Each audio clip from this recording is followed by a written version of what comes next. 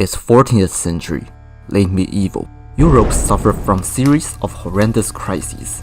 There were wars, famine, and the Black Death that wipes out half or more of the European population. That's terrible. What do we do? Let's make art. Okay, sounds legit. And so began the new cultural movements throughout Europe called Renaissance, which is almost like a rebirth of ancient philosophy and art style. Of course, there were still wars and chaos and some late medieval BS going on, but the artworks were great. That's all that matters right now. Because besides those paintings and sculptures, the Renaissance movements also strongly influenced many other aspects like literature, religion, science, and music. Music in Renaissance period began to break away from medieval restrictions. A variety of musical styles were flourishing, including both religious and secular music, and musicians started to compose more complicated stuffs. Furthermore, the invention of printing press made all these music easier to spread across the world and to survive to this day. It was the golden age of music that there would never ever be any other greater music era after. Yeah, right. Said some guy in the middle of nowhere. Your Renaissance music may be cool, but we're gonna have a new music genre that is even cooler, that people will perform and listen to even in 21st century. And this even cooler music genre is our topic of today's How Classic, Baroque music. When you hear the word Baroque, you might think of all those luxurious churches and palaces. But what if I told you the word Baroque was actually a bad word? That's right.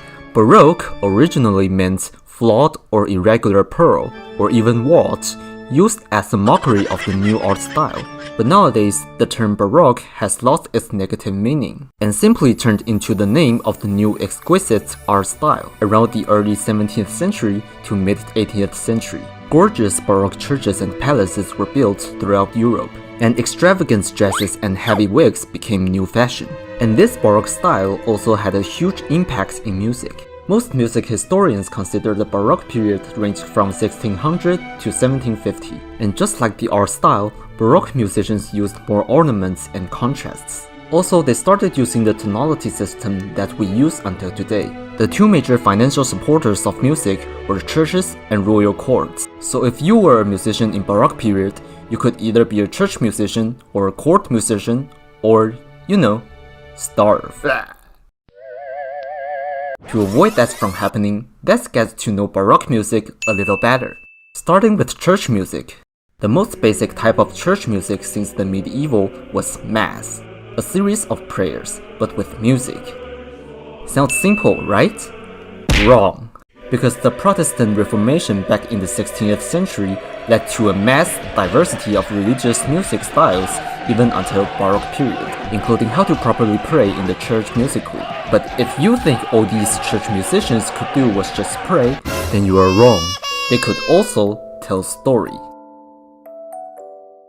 Oratorio is a large-scale storytelling music about some religious stuffs. And Passion is, well, pretty much the same, except Passion is solely about the Passion of Christ.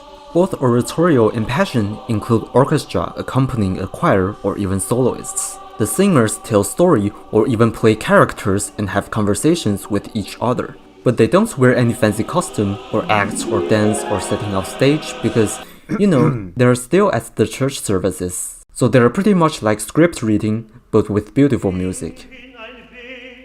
So let's see what we have in royal courts.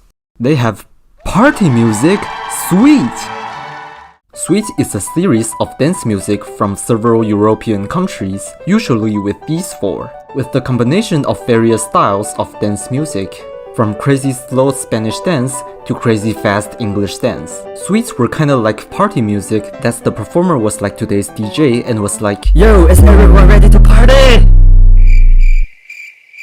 Yeah, just kidding. Although Suite is a series of dance music, people don't really dance to that. In most cases, those so-called dance music are just designed for concerts where people just sit there and listen for fun, or for pretending they were dancing. But hey, if you think all these court people could do was just sit there and pretend they're dancing, then you are wrong again. They could also tell story.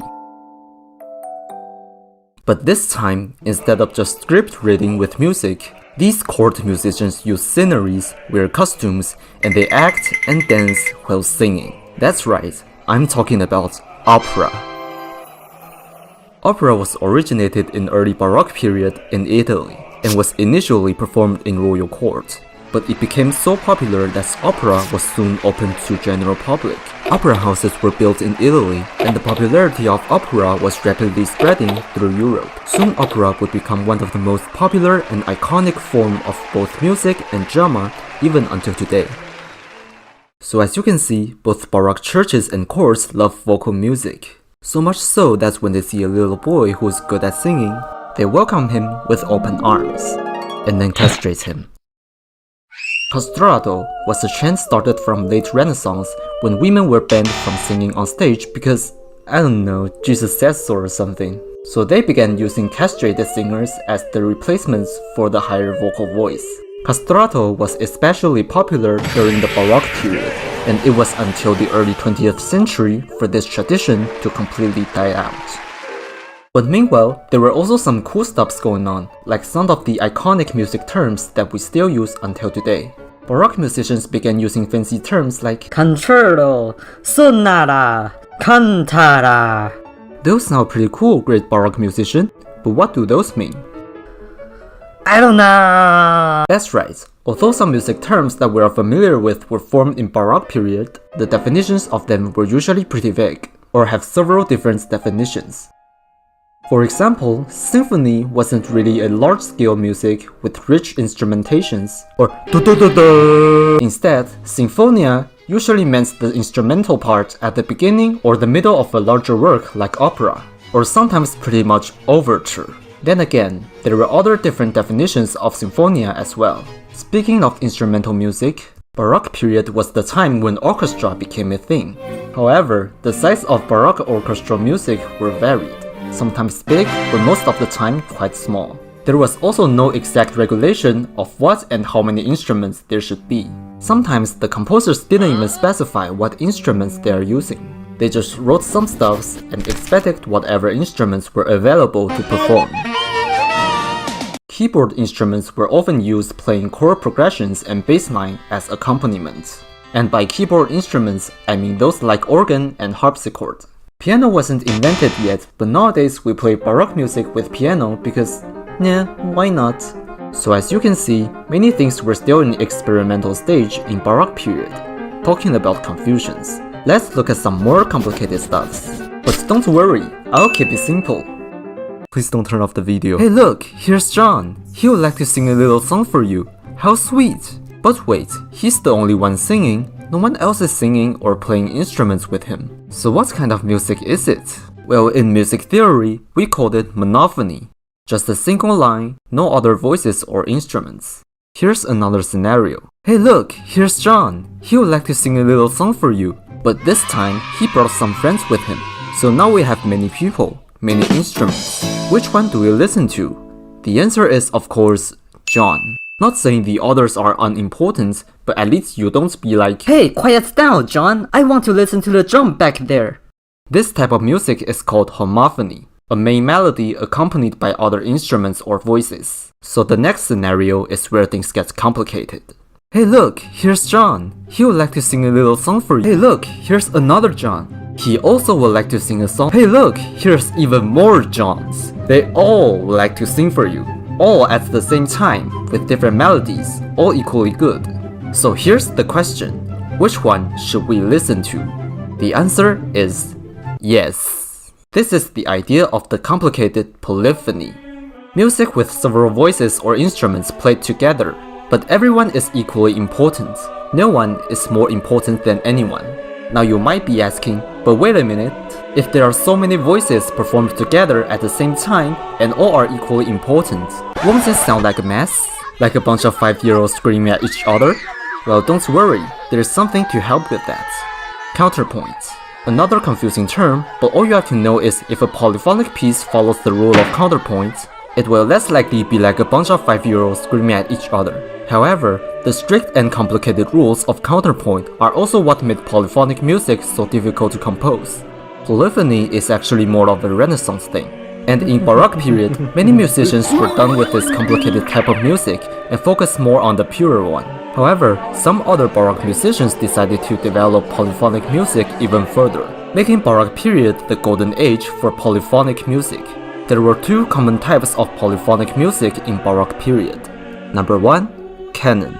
A melody followed by an imitation of the melody followed by another imitation of the melody.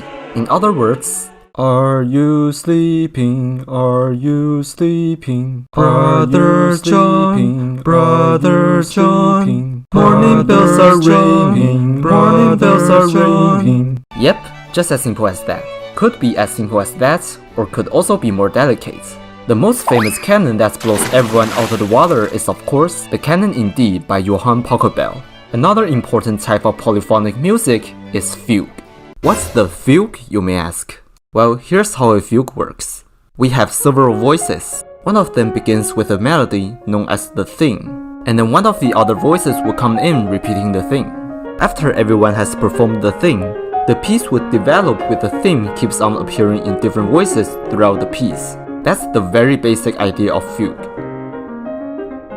Again, there are many other details about fugue that I can't explain without hurting your brain even further. But when you listen to a fugue, just focus on the melody appearing at the beginning and observe how that melody develops throughout the piece. Now we have gone over some of the most important elements of Baroque music. Let's look at some important musicians. There were many great Baroque musicians, just to name a few. Starting with a super popular and famous musician by the name of Claudio Monteverdi. Okay, maybe not super famous, but he's hella important. Being a composer between late Renaissance and early Baroque, he did many innovative stuffs, but most notably, he played a key role in the development of opera. His most famous opera, L'Orfeo, is the oldest surviving opera that is still widely performed until this day. Another great Italian Baroque composer is the famous Antonio Vivaldi, a composer and violinist as well as a priest, who surprisingly wrote hundreds of non-religious stuffs like operas and concertos, and became very popular, until he died and became unpopular, but became very popular again since the 20th century. His most famous works were, of course, his series of concertos, The Four Seasons. Speaking of an Italian composer known for violin and concerto, we have another one named Arcangelo Corelli. There were also some great musicians in France. We have a master of keyboard music, François Couperin, a master of opera, Jean-Baptiste Lully, and the master of them both, also probably the most important music theorist on harmony, Jean-Philippe Rameau. Ooh. And then we have the year 1685, a great year in music history, because it just so happened that three great composers were born that year. First, we have Domenico Scarlatti, best known for his 555 keyboard pieces, or so-called keyboard sonatas. And then we have the great George Frederick Handel, a German composer influenced by both German and Italian style, and moved to England and strongly impressed the King of England, actually two kings of England. He's most well known for his operas and oratorios. It is said that the King of England was so amazed by Handel's oratorio Messiah that he and other audience stood up during the performance of the great masterpiece and meme song, Hallelujah. And last but not least, arguably the greatest and the most influential composer of all time, mastered almost every existed musical genre at the time, and composed over 1,000 music pieces. I'm talking about the father of Western music, Johann Sebastian Bach.